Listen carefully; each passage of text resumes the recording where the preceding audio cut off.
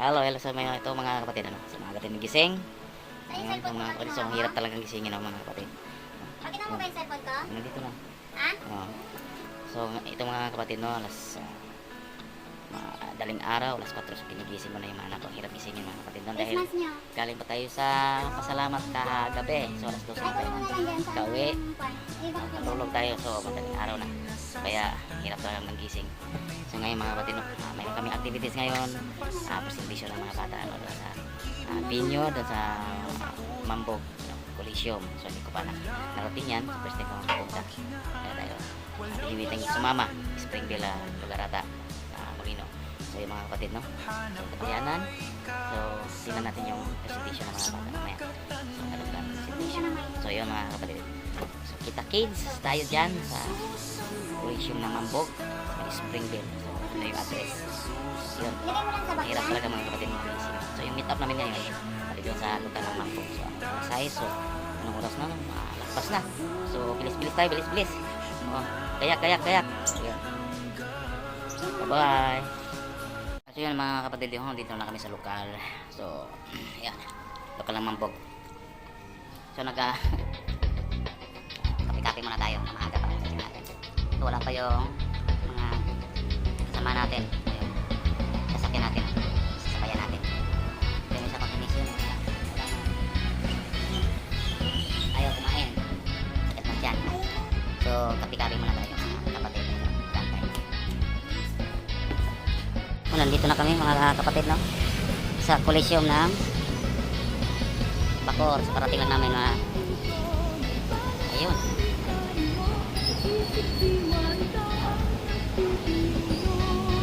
Ayun na mga kapatid, no, karating natin dito sa Coliseum ng Bacoor. So antabayan natin yung activities ng mga kids mamaya mga kapatid.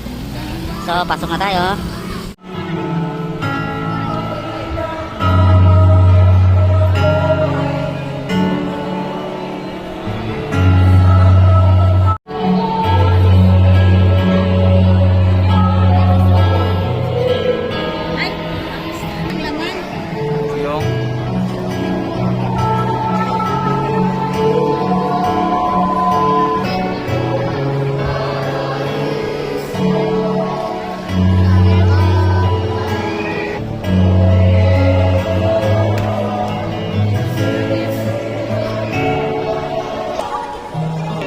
Rehearsal pa lang yan mga kapatid, ha? Rehearsal pa lang. Di ba nakumpisa actual eh.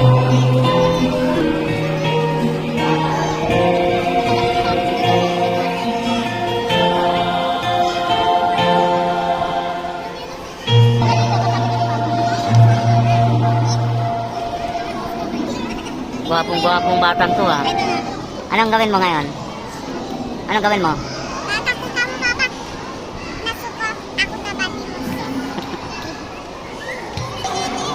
Irano family. Kayong mag-perform mamaya.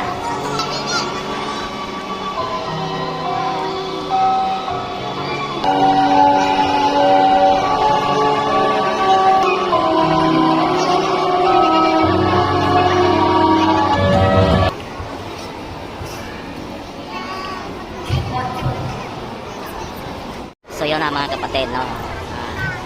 Tapos na yung rehearsal. So naghahanda na ng iba. So yung iba inantay pa natin, yung iba wala pa. So marami pa ang upuan. So mamaya puno yan. Check. Testing.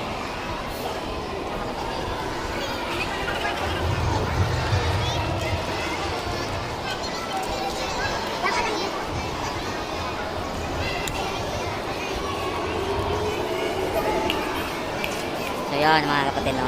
So yan pa lang yung mga dumating partial. Mamaya kabayanan natin ang kanilang performance. Ay, buntis pala lang yan.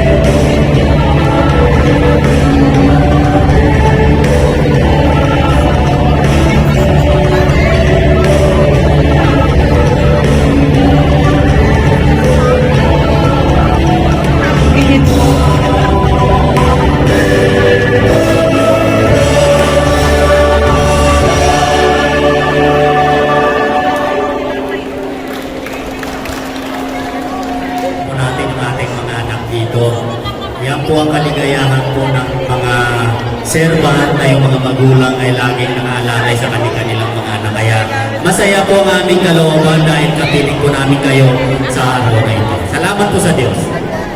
Ito po si Brad Ronald. Salamat po sa Diyos, mga kapatid.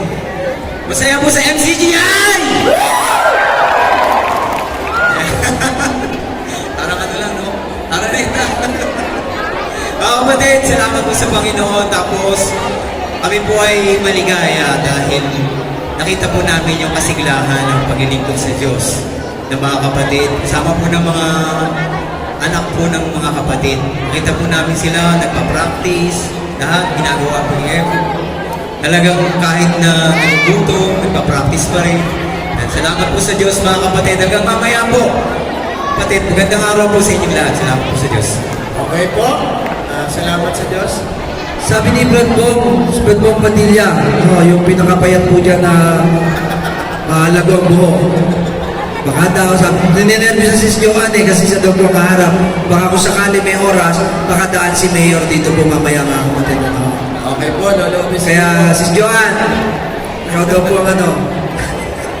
Ayan. Bigyan ko na po Ano yung kasi message, doon Joy. Ito po ang ano eh. Yan, salamat po sa Diyos. Brad Rodel, excited na po ang mga magulang at ang kanilang mga anak. Patatagalin pa po ba? Ay, wag na! Start na tayo agad! Pero bigyan muna natin sila ng instruction, Brad Okay po, Rodel. sige po. Pero una, safety first. Mga kapatid, in case of emergency, meron tayong dalawang entrance dyan. Dito sa kaliwa at doon sa dulo, sa gitna. So in case po na... Boys, sila si Marian, kung nandiyan kayo, yan, ihanda na po natin. Yung po. Hello po, yan. Yung kamustahan, mamaya-maya kaunti ho. Sige po, mula po sa lokal ng... Ano na? Opo, mula po sa lokal ng Panapanuan. Panapanuan. Diyan si Maderick Solestino. Kaya mag-expect tayo ng medyo... Pakilala ko lang po yung Sige po, Brother Erickson. manatiling po ang bayan kami mga ng Diyos mga kapatid at i-present ko lang po yung mga kasali sa ating Bible preaching. Ang kasali po ay actually may dalawang participants lang po mga kapatid. From Panapaan 1 and Apollo at saka sa Panapaan 2 at Talaban. Ang kasali po sa Panapaan 1 and Apollo is si Brad Carl Medrano at ang kasali naman sa Panapaan 2 and Talaba ay si Sis Elizia Joy Malgua.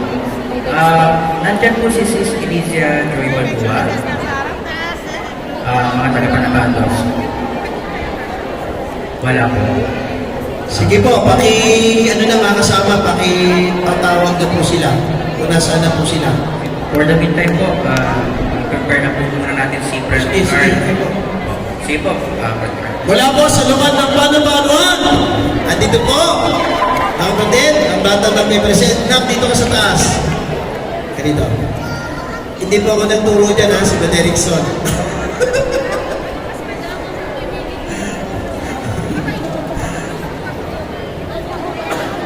Okay na, sige.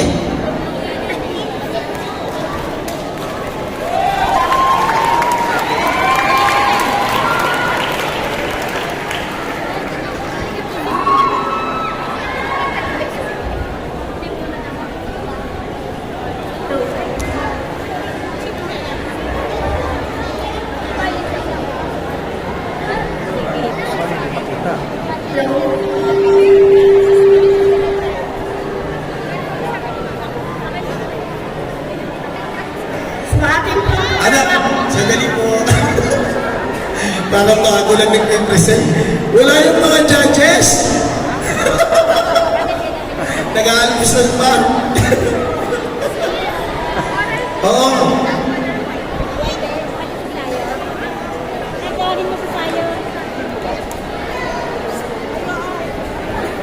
Practice lang po ito mga kapatid. Mamaya po yung main talaga. Totoo. Kailangan po namin ng lamesa po dito mga kasama.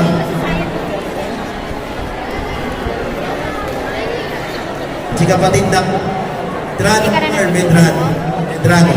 Ayan. Sige po. Start na po tayo.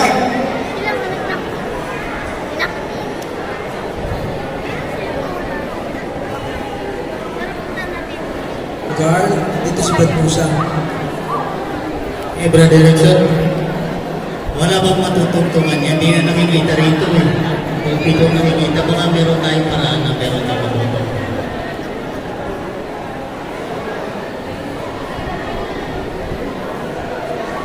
Plata.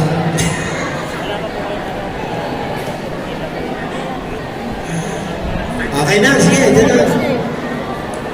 Baka gumalaw ha.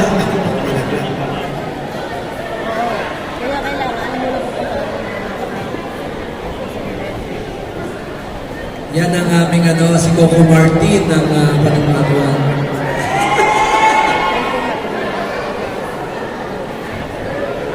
Sis, huwag na lang po kayo masyadong galaw-galaw kasi baka mamaya, kung galaw-galaw, baka matagda. Basta hindi po. Yung, Ingat tayo sa akin. yung alalay na lang dyan, yung kay Team, si Choco Martin.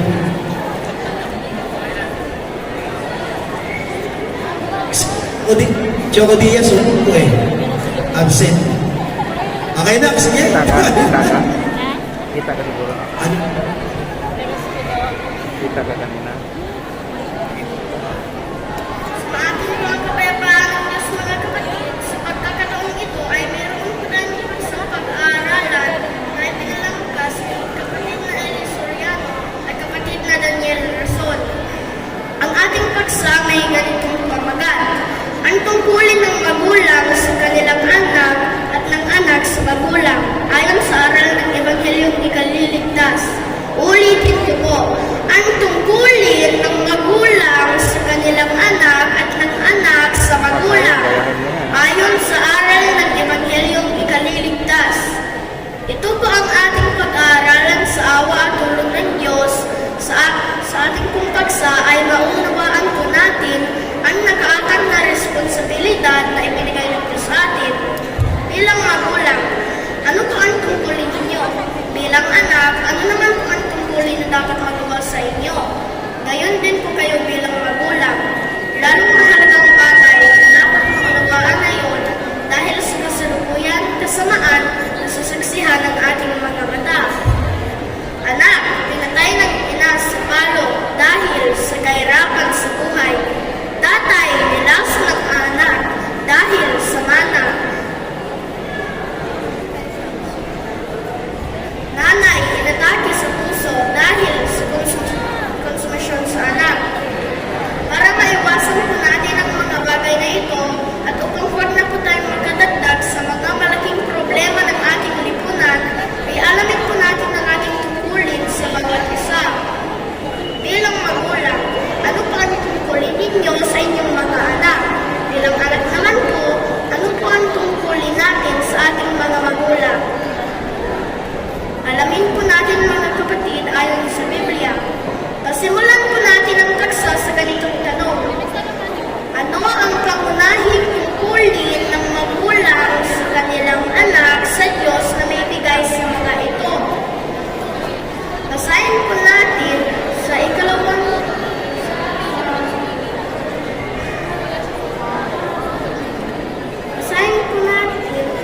sa unang Timoteo, Kapitulo 5, versikulo 8. Datapwat, kung ang sino man ay hindi nagkakandili sa mga sariling kanya, lalong-lalo na sa kanyang sariling sambahayan, ay tumanggi siya sa pananampalataya at lalong masama kaysa hindi sumasampalataya.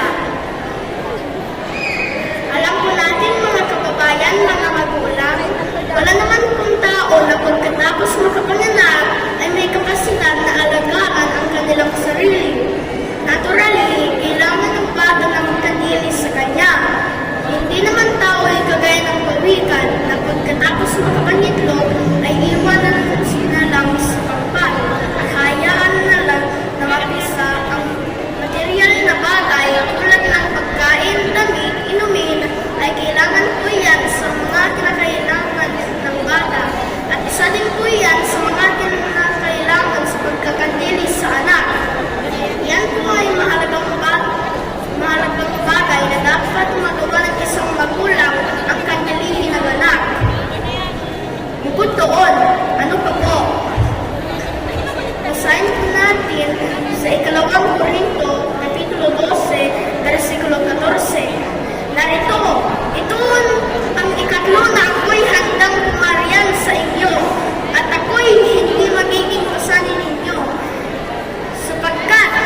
hindi ko hinahanap ang inyo, kundi kayo, sapagkat hindi nararapat ipagtipon ng mga anak ang mga magulang, kundi ng mga magulang ang mga anak.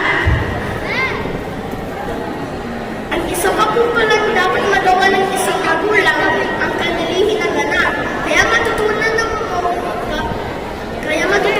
bilang magulang na magpigil kasi habang dumadami ang anak mo ay darami din ang ipagtitipon mo.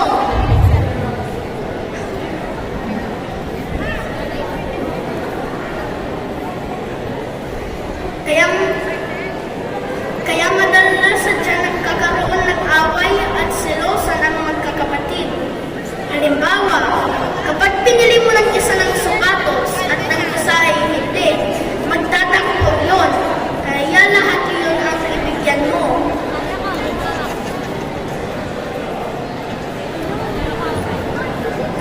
Kaya mali sa Biblia, Sige po, anak. nagsasabing Sige po.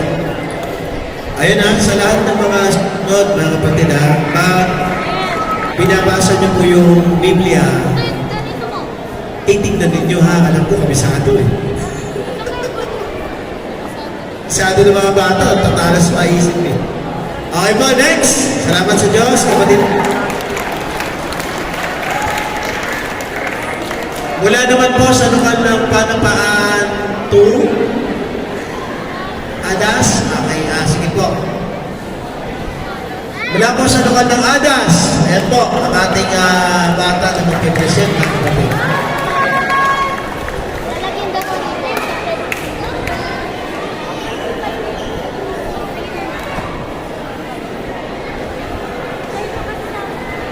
Masira yung siya. Pati ng pag-isip at kapayapaan.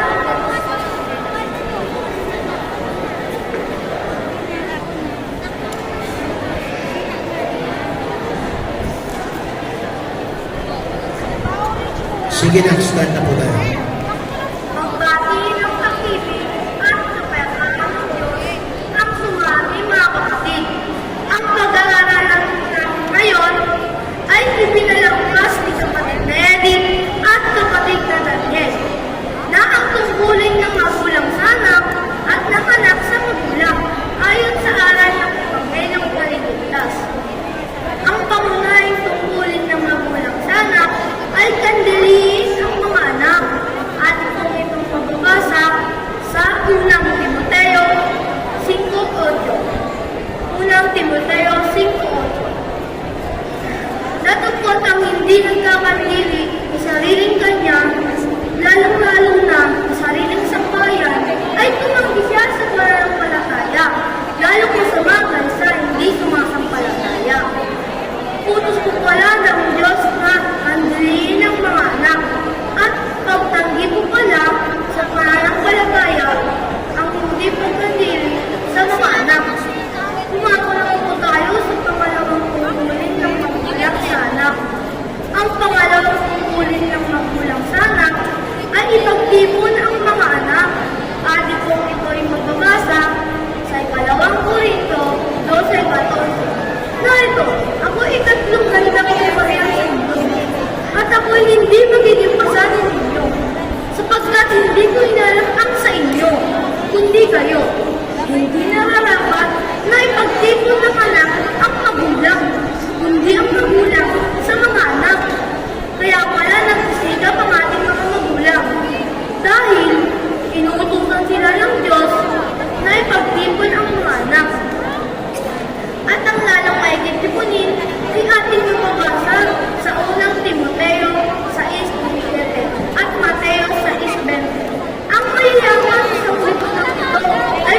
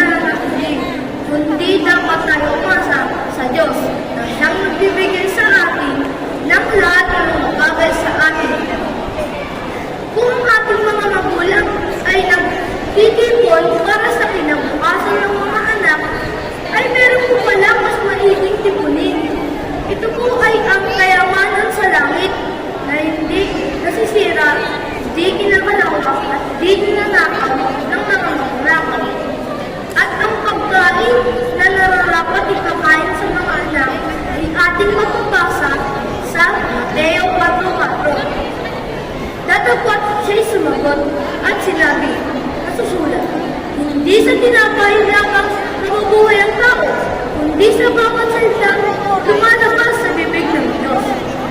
Hindi lang pala sa KFC ang maaaring ipakain sa mga anak, kundi ang maaaring ipakain sa mga anak ay ang salita ng Diyos. Ito na rin ang kayamanan sa langit. Ano naman ang tungkulin ng anak sa magulang? Ang tungkulin ng anak sa magulang, igalang at talimahin ang magulang. Ito po ay ating mababasa sa Efeso 6:1-3. Mga anak, magsikalima kayo ng inyong mga magulang sa Panginoon sapagkat ito'y makinig. Igalang ang inyong ama ina. Anak, okay na. Salamat sa Diyos.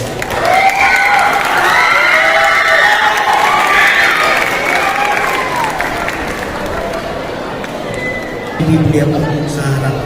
So lahat na magpe-present, dapat po may Biblia kayo dala, mga bata. Sige po, next natin, anong lokal po yan, si brother? Paanuan. Sige po. Paanuan ano kasi mambog. Sige. Ay, sorry, mabono pala. Sorry. Sister Juliana Junicio.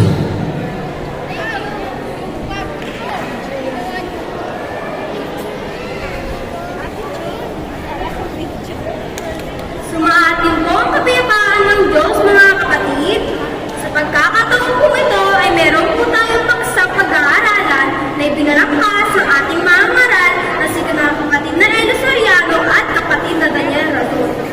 Ang ating pong paksa ay nagamagat na ang tungkulin ng magulang sa kanilang anak at ng anak sa magulang ayon sa aral ng Ebanghelyo ay kaliligtas. Inuulit ko po, ang tungkulin ng magulang sa anak at ng anak sa magulang ayon sa aral ng Ebanghelyo ay kaliligtas. Ito po ang pag-aaralan natin sa awa at tulong ng Diyos. Sa ating pong paksa ay maunawaan po natin ang responsibilidad na ibinigay ng Diyos sa atin. Bilang magulang, ano ang tungkulin ninyo? Bilang anak, meron po kami tungkulin na dapat na magawa sa inyo. Gayon din po kayo bilang magulang, lalong mahalagang bagay ang dapat maunawaan ng mga bagay na ito. Dahil sa kasalukuyang kasamaan na nasasaksihan ng ating mga mata. Anak, pinatay ng ina sa palo dahil sa kahirapan sa buhay. Tatay, nilaso ng anak dahil sa mana. Nanay, inatak sa puso dahil sa konsumisyon sa anak. Para po maiwasan po natin ang mga bagay na ito at upang huwag na po tayo mga dagdag sa malaking problema ng ating lipunan ay alamin po natin ang tungkulin natin bawat isa. Bilang magulang, ano ang tungkulin ninyo sa inyong mga anak? Bilang anak, ano naman po ang tungkulin natin sa ating mga magulang? Alamin po natin ayon sa Biblia. Pasimulan po natin ang ating paksa sa ganitong tanong. Ano ang pangunahing tungkulin ng magulang sa kanilang anak sa Diyos na may bigay ng ito? Basahin po natin sa unang Timoteo, Kapitulo 5, versikulo 8. Datapwat kung sino man ay hindi nagkakandili sa mga sariling kanya, lalong-lalo na sa kanyang sariling sambahayan, ay tumanggi siya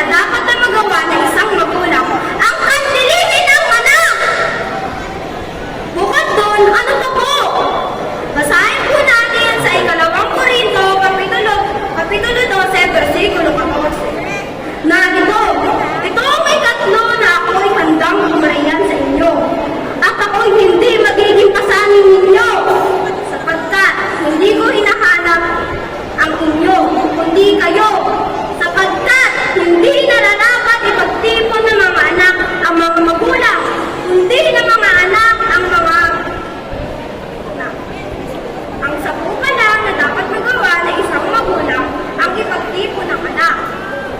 Kaya matutunan mo bilang isang magulang ang magpigil. Kasi habang dumadami ang anak mo, dumarami din ang pagtitipon mo. Kaya madalas ay nagkakaroon dyan ng away at selosan ang magkakapatid. Halimbawa, kapag pinalam mo ang isa na sa Sige. Okay na. Salamat po sa inyo.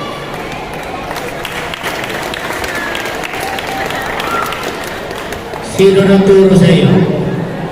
Ha?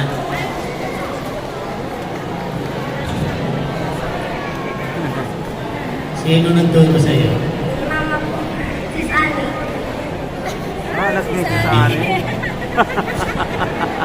Next time, ano? Asan si Sisani? Nandiyan ba? Huwag puro emphasize, ha? May mga ano naman yan, may mga line na kailangan na emphasize. Okay naman. Pag-iibihin mo pa, ha? Salamat sa Diyos. Salamat po. Hawak yung Biblia, ipinapakita sa audience. Paano ka ba hawak ng Biblia? Di ba turuan kaning? Hawakan mo nga yung Biblia para makita ng mga susunod na magtiteksto. Bawas kasi yan eh. Sige, hawakan mo nga ang Biblia. Halimbawa, nagbabasa ka ng talata ng Biblia. Paano? Pakita mo sa akin. Ayan, i-sign view mo, sign. Hindi, yung kaliwa. Ayan. Isang kamay lang hawak niya kasi yung isa hawak ka na maring mikrofon o di kaya pulpit o ganyan. Sige ha, sa mga participant, pag magbabasa kayo ng Biblia, kailangan nakataas yung Bible at hawak ng inyong kaliwang kamay. Okay, may points yan. Sige, salamat sa Diyos. Tsaka, doon sa mga nagtuturo, mga kasama. Tapos na yung yung era natin na high blood tayo sa pagteteksto. Ituruan natin sila dun sa nakikita na natin ngayon kay Kuya. At okay naman yung mo, alam mo yung sinasabi mo, yun ang maganda, alam mo yung sinasabi mo. Kaysa yung litong-lito kasi ang sinasabi mo na. Pero sa susunod, tayo yung tinuturo sa atin, kagaya sinasabi sa 12-18 ng Roma, ayon sa kung maaari, ayon sa inyong makakaya, magkaroon kayo ng kapayapaan sa lahat ng mga tao. Mas mabait na tayo ngayon nasa Pilipinas. Tsaka yung yung nagturo parehas nanay, yun? Walang makain, pinatayo pa na sa kahirapan. Violente na po yung halimbawa. Sige mga kasama, at next time na lang siguro. Actually, ito naman po ay bago na si Julian. First time yung nag-texto. Hindi na. Sige na, okay na. Mga susunod po yung mga take notes ninyo, pagbabasa na may Biblia, pagsasalita po ng huwag naman nyo kaming sermonan yung mga magulang. para sinisermonan tayo yung mga magulang. From lokal po na, yan na ba yun? Ano ba yun?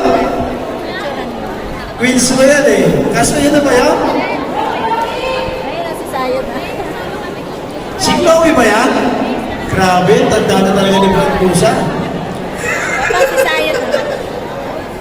Sige na, pasok ka na. From Winco. Yan po, si little sister Chloe. Actually, hindi na little sister. Malaki na siya.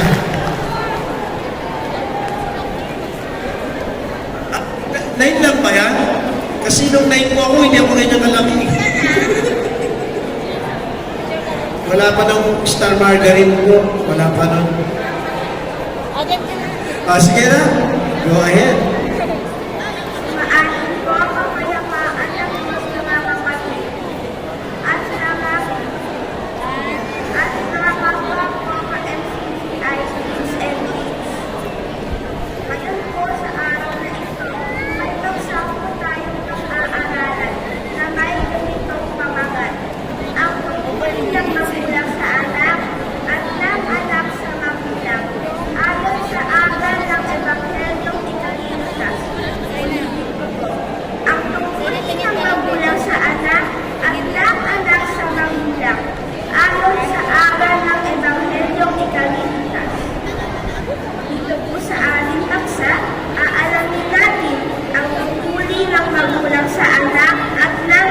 sa magulang ayon sa aral ng Ebanghelyong Ikaliligtas. Dito, mapapansin po natin na hindi lang po pala ang magulang ang may tungkulin. Kasi kalimitan alam po natin na ang may obligasyon lang ay yung magulang. Alagaan ang anak, kumandili, i-provide ng lahat ng kailangan ng anak. Pero sa kalooban ng Diyos, sa pamamagitan ng banal na kasulatan. Aalamin natin ang tungkulin ng bawat isa ng magulang sa anak.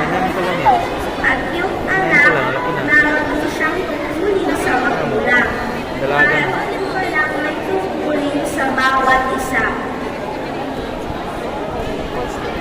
Yan po sa tulong at awa ng Diyos sa pamamagitan ng Biblia. Isahan po natin ang ating aksa sa ganitong pagtatanong. Ano ang pangunahing tungkulin ng magulang sa anak ayon sa Diyos na may bigay nito? Ang anak po pala ay bigay ng Diyos. Bakit po? Kasi meron. Kahit anong kagustuhan magkaanak, di magkaanak. Ngayon, sa tanong po natin, ano ang pangunahing tungkulin ng magulang sa anak ayon sa Diyos na may bigay nito? Basahin po natin sa unang Timoteo 5:8.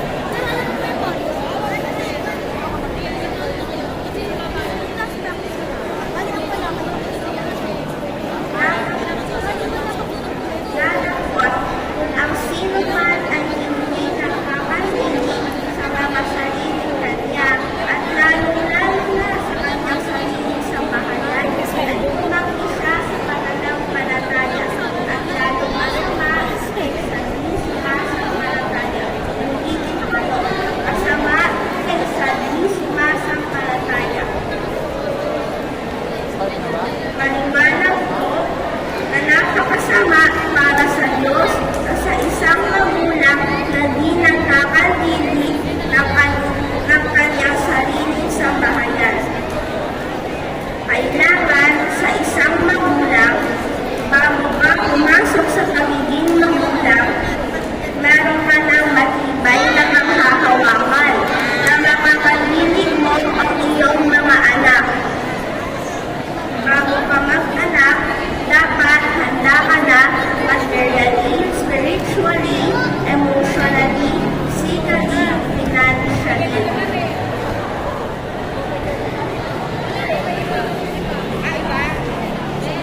Alam mo na bago ka mag-anak, may ipang-bibili ka na ng nangangailangan ng anak mo.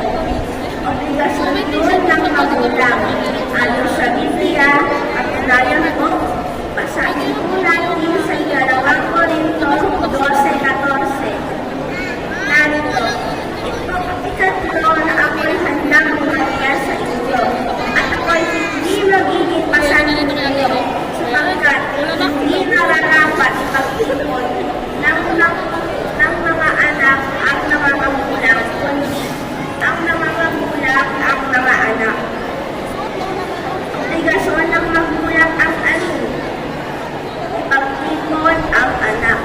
Kaya nga po, ang dapat mag-anak, dapat wala ka na materially, spiritually, emotionally, physically, financially. Alam mo na bago ka mag-anak, maipamibili ka na ng mga kailangan ng anak mo.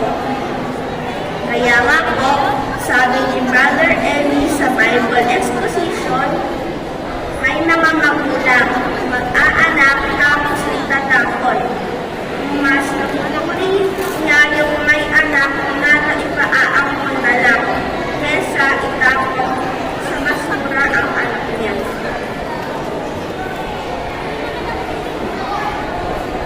Ang pagiging magulang po, obligasyon yan sa harapan ng Diyos. Dahil ang mga magulang ay laman po nila ipagtipon ibigay ang mga pangangailangan ng mga anak. Yan po ang dapat nating tandaan. Pero, higit sa lahat,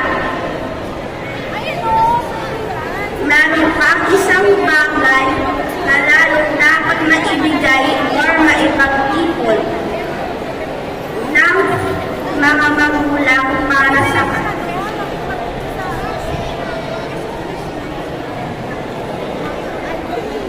Salamat po sa Diyos.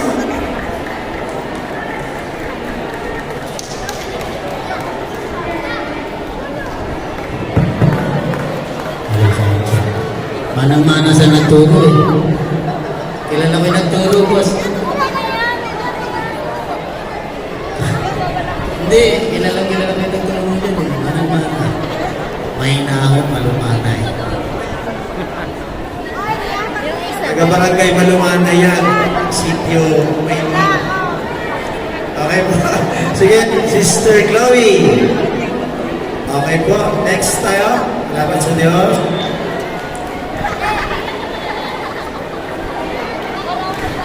Saan lugar po yung kasunod na nakapila? Paano man? Si June, Angeline. Teens natin. Sige. Teens muna tayo. Okay, sige, next. Ay, anak ba yun sa Joe? Okay po. Matatanda na talaga kayo. Laki na nito. Sige, Brother Silas.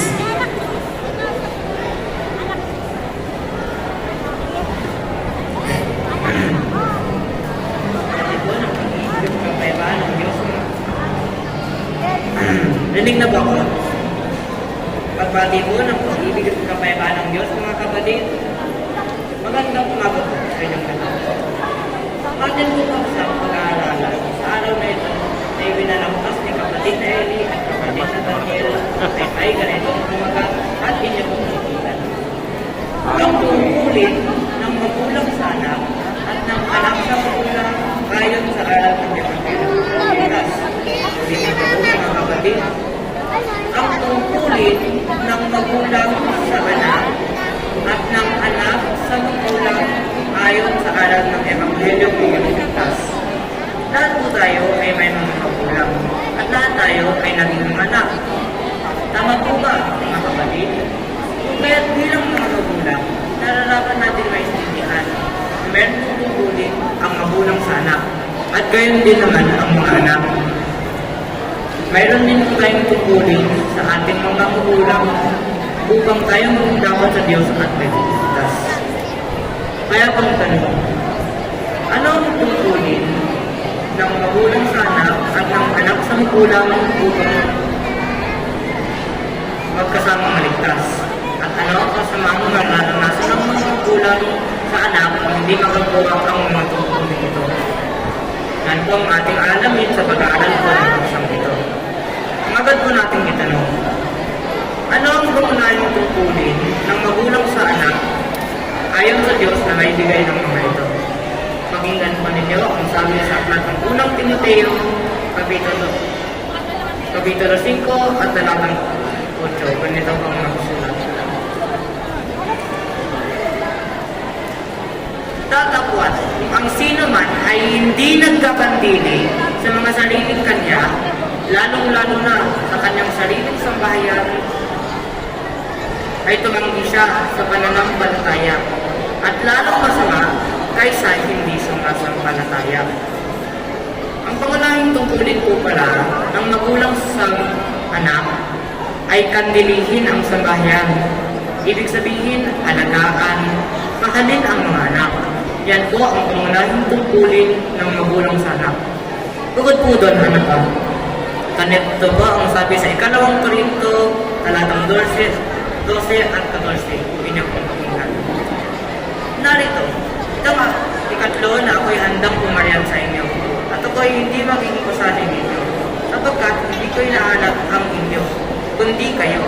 Sapagkat hindi nararapat ipagtipon ng mga anak ang ang mga magulang, kundi ng mga magulang ang mga anak. Ang isa pang tungkulin ng magulang sa anak ay ipagtipon o ipag-ipon.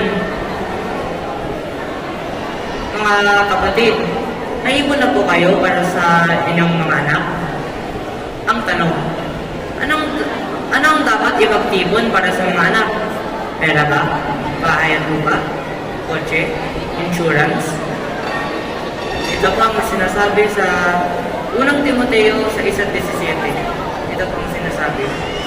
Ang mayayaman sa sanglibutan ito ay pagbilinan mo na huwag magsibag mataas ng pag-isip at huwag umasa sa mga kayamanang di nananatili, kundi sa Diyos na siyang nagbibigay sa ating sagana ng lahat ng mga bagay upang ating ipagkalap. Anong mas nararapat na tipunin ng magulang para sa mga anak? Huwag umasa sa mga kayamanang di nananatili, kundi sa Diyos. Ang sabi sa Biblia, mas mabuti mga kapatid na matuluan ang mga anak ng pagkatakot at pagsunod sa mga kautusan ng Diyos. Yun sana ang priority natin, na dapat matipon ng mga magulang para sa mga anak. Anong katunayan? Sa aklat ng Mateo sa Kapitulo 6, talatang 20. Ganito po ang nakasabi.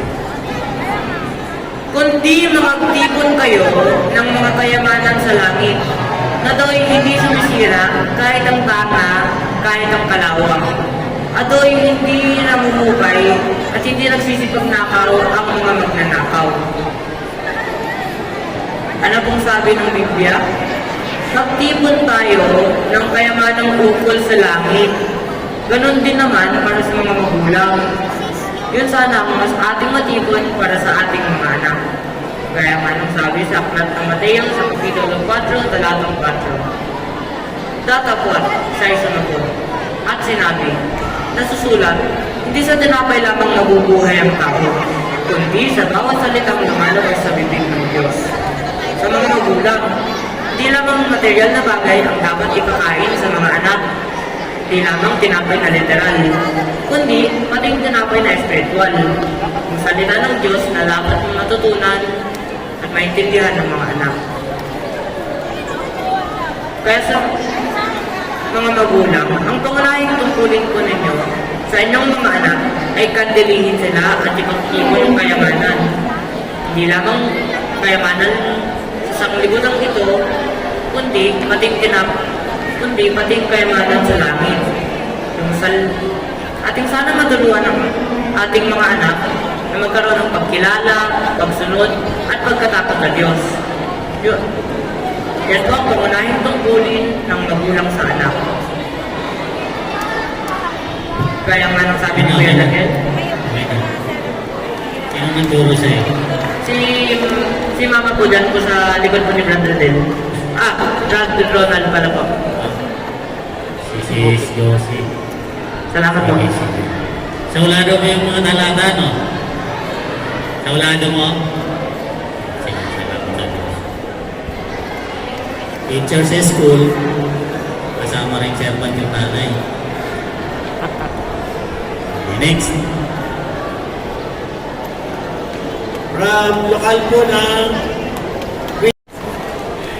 mga kapatid, ano lang po sa mga kabataan, bawas ingay lang po dahil na ano po yung ibang nagpe-present.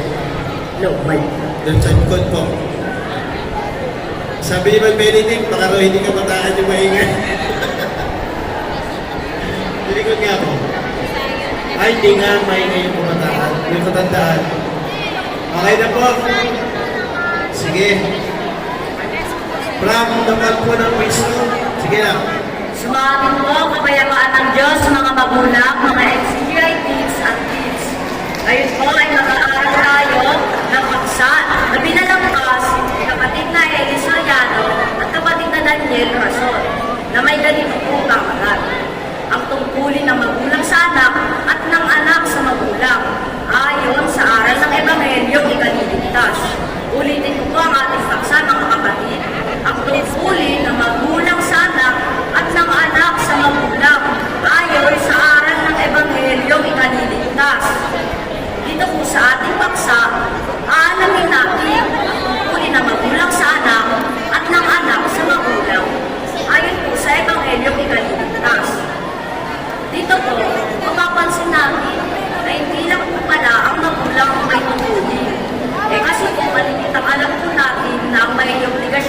ay yung magulang.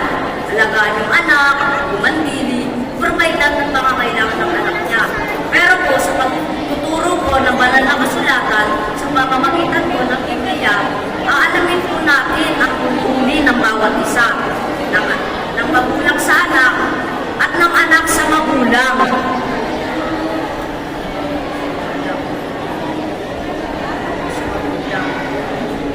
So, bawat po pala sa bawat isa may tungkulin. Yan po ang aalin natin sa tulong at awa ng Diyos sa pamamagitan ng Biblia. Bago po yan, simulan po natin ang ating paksa sa ganito pong pagtatanong. Ano ang pangunahing tungkulin ng magulang sa anak ayon sa Diyos na may bigay nito? So, kung anak po pala ay bigay ng Diyos, bakit po? Kasi po, merong mga magulang o mag-asawa na kahit anong gustuhan po nila magkaanak, eh di po sila magkaanak. Ngayon po, sa tanong po natin, ano po ang pangunahing tungkulin ng mga magulang sa kanila pong mga anak? Ganito po ang ating mababasa.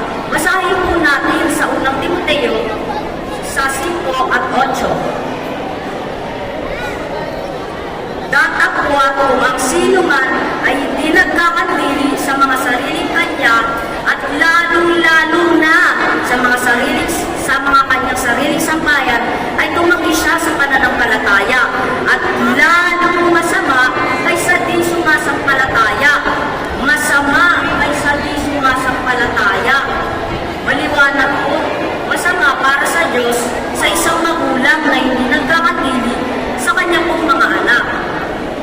Kaya po, dapat po sa isang magulang, bago ka po magkaanak, dapat po handa ka na materially, spiritually, emotionally, physically, at financially.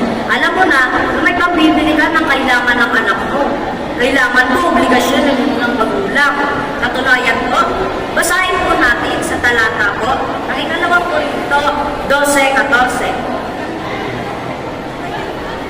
Narito, ito ang ikatlo na ako'y handang bumarian sa inyo, at ako hindi magiging pasa ninyo, sapagkat hindi ko inahanap ang sa inyo, kundi kayo, sapagkat hindi nararapat ipagtipon ng mga anak ang mga magulang, kundi ng mga magulang ang mga anak. Dito po sa ating binasa, sino po ang may obligasyon? Sabi po, sapagkat hindi nararapat ipagtipon ng mga anak ang mga magulang, kundi ng mga magulang ang mga anak. Eh, obligasyon po ng magulang ang alin? Ipagtipon ng anak. Kaya nga po, bago po dapat magkanak, dapat po handa ka na materially, spiritually, emotionally. May pamibili ka po ng kailangan ng anak mo. Kaya nga po sabi ni Brad Ellis sa exposition, may mga magulang, mag-aanak, tapos itatapon, mas napupuri niya yung may anak na limabang na lang kaysa ilagay sa basura anak niya. Ang pagiging magulang mo, obligasyon po yan sa harap ng Diyos. Dahil ang magulang po, need po nila ipagtipon o ibigay sa mga anak ang pangangailangan po ng kanilang mga anak. Okay na, sige. Okay po, salamat sa Diyos. Salamat po sa Diyos. Ayan, galing ko yun ang lokal ng...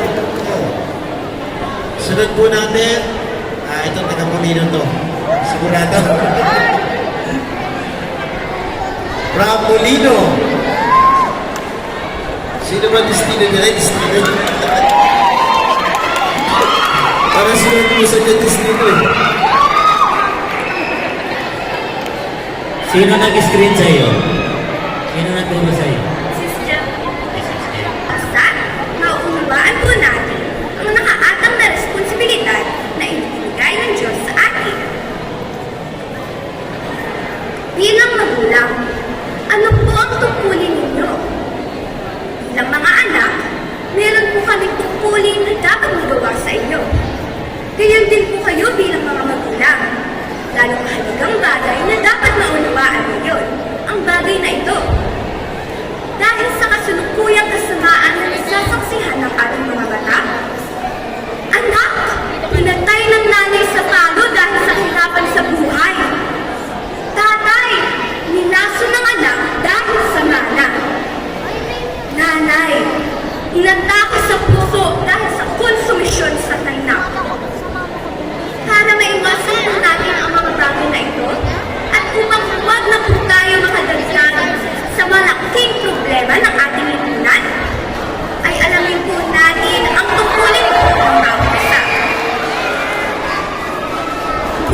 magulang, ano po ang tungkulin ninyo sa inyong mga anak?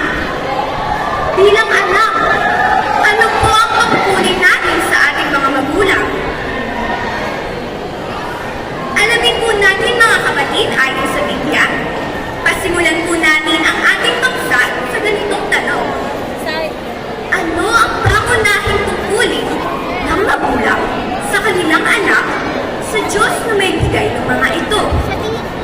Basahin po natin sa unang Timoteo, Kapitulo 5, versikulo 8. Datapwat, kung ang sino man ay hindi nagkakanili sa mga sariling kanya, lalong-lalo na sa kanyang sariling sambahayan, ay tumanggi siya sa pananampalataya at lalong masama kaysa hindi sumasampalataya. Alam po natin, mga kababayan, mga magulang, na wala namang tao pagkatapos makapanganak ay may kapasidad agad na alagaan ang kanyang sarili. Naturally, kailangan ng bata na may magkakandili sa kanya. Hindi naman tayo gaya ng isang pawikan na pagkatapos makapangitlog ay iiwan na lang ito sa pampang at hahayaan mag-isa.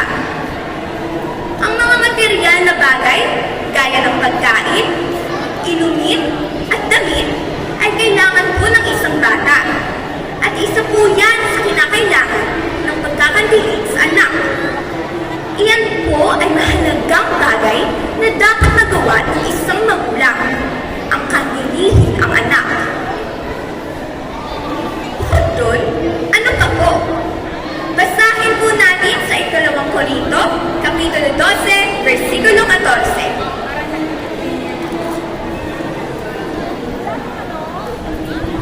Okay po, kapatid na mami. Sige na. Para ano,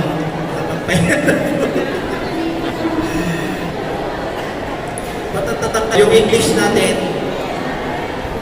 may dalawa po tayong hindi dumating eh, from Palapaan to Talaba, tsaka po yung from Molino. Ako, wala sila Brother Miko San Jose, wala, no? Sige, to ano na tayo, proceed po tayo for the another opportunity. Parang gusto mo lang tumayo dito. Sis Nene, can we please, call your attention here at the, at the lobby.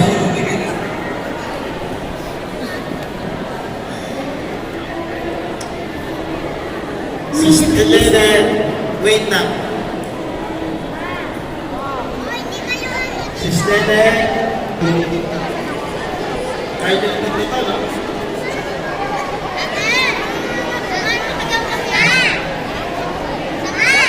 Siya si Algin Rambato, English Bible Preaching po.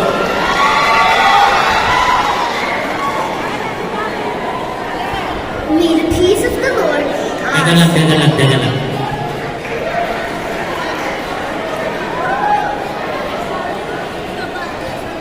Mga kapatid sa likod, huwag lang sisigaw.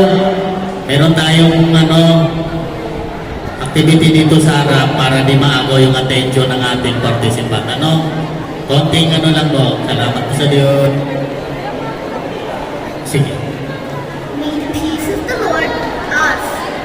All my brethren and friends, we thank God for accepting our invitation to attend a series of study of the Bible. Today we are going to study a topic formulated by our preachers, Brother Eddie Sayano and Brother Daniel Gazon, entitled The Reason Why the Bible Given by God Should Be the Only Basis of Man's Service to God.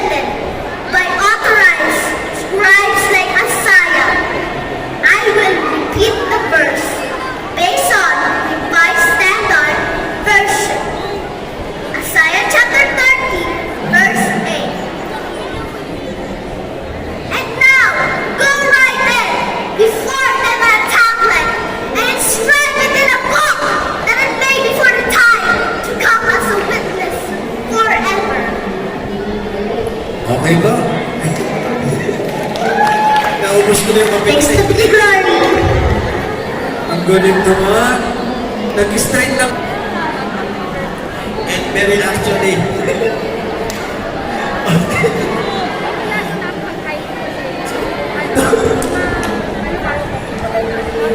May medical po ba dyan? Nagugulat ako baka si Mr. Ron, binibenta na kami mga judge dito eh. What is talking about? Sige na, next English din. Kailangan ng translator.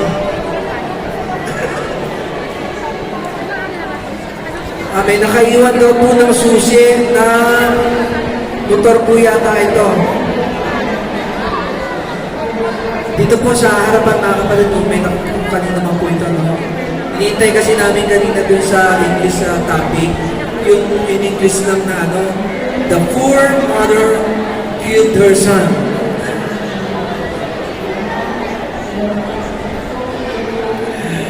Okay.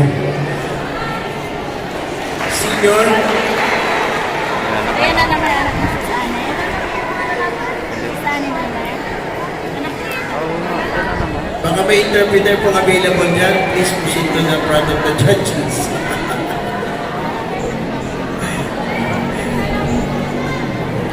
Sige na, Sister Juliana Junicio from Mambog and Panapanuan, representative. Go ahead. Do. May the peace of the Lord be with us upon all my brethren and friends. We thank God for accepting our invitation to attend this year's of study of the Bible.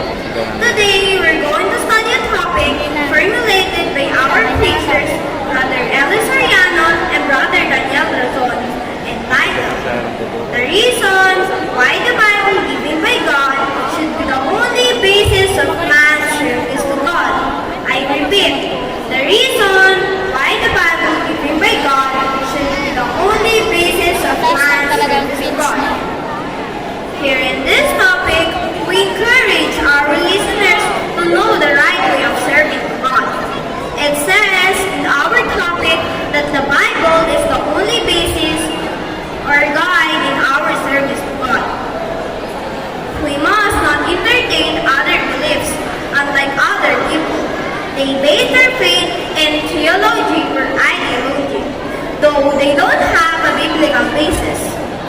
Nowadays, there are many religions who tend to base their faith in Vedas, or the Confucius, Catechism, Pasugo, or Watchtower.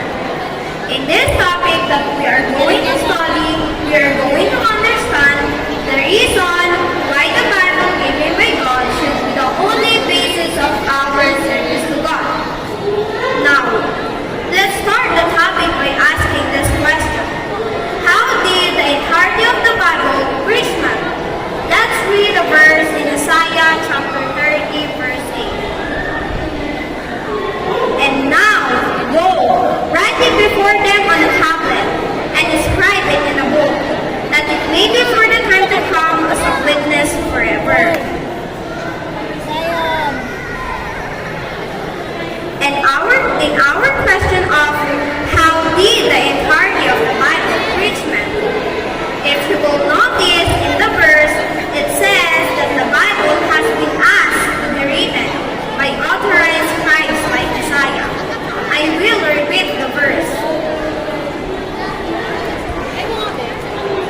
And now, go, write it before them on a tablet, and inscribe it in a book, that it may be for the time to come as a witness forever. If you will notice, the scripture of God has been made written, first through tablet, and then it was written in a book. Why did God want His words to be written? That it may be for the time to come as a witness forever. If the words of God, if it will be told orally, there may be a possibility that it will be forgotten as generations come and go. But if we are going to use an art of writing, it may be for the time to come as a witness forever. Okay na. Brother Ronald will somehow anyhow, ano.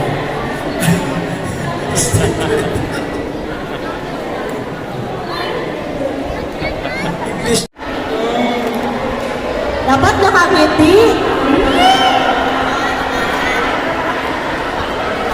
Tapos, be ready po yung mapolo sa kapalapan. 100%.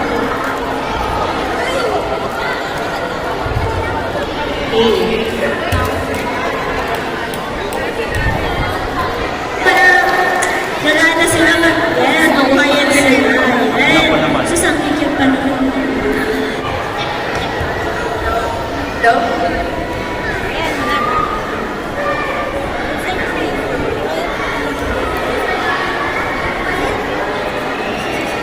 Okay, correct na niya.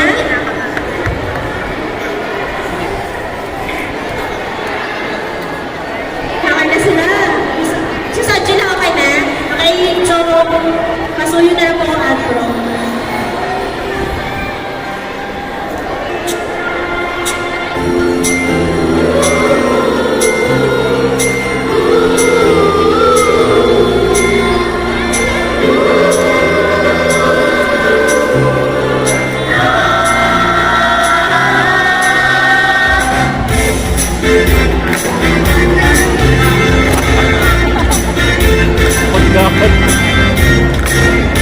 Pagka.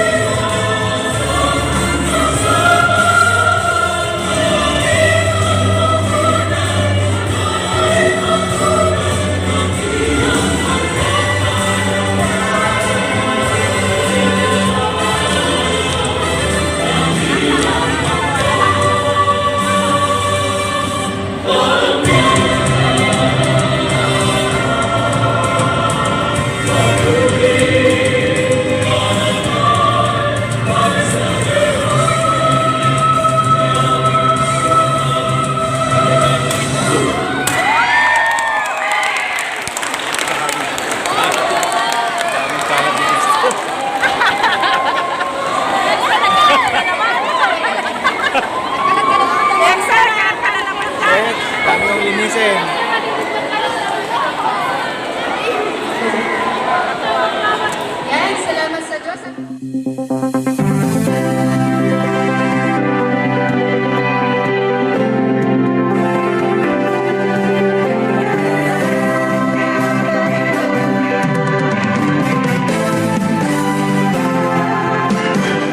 Halina o kapatiran, lagi tayong mag-awitan, nang sa puso'y maingatan, salita niya na katwiran. Sa awiting naririnig, aral ng Diyos na may himig, paalalang nakatitig, upang tayo'y huwag manlamig.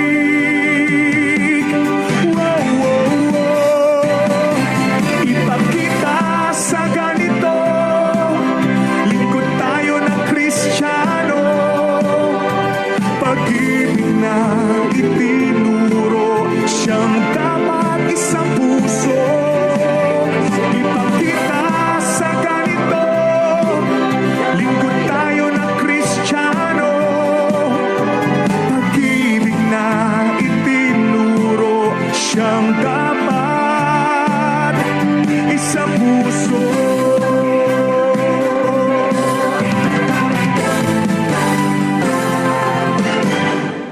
Bawat isa'y maglingkuran, araw-araw magpangaralan.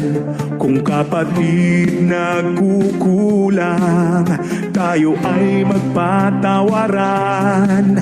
Tayo ay huwag magpabaya, tulong-tulong sa paggawa. Taong labas may humina, pagkasa'y di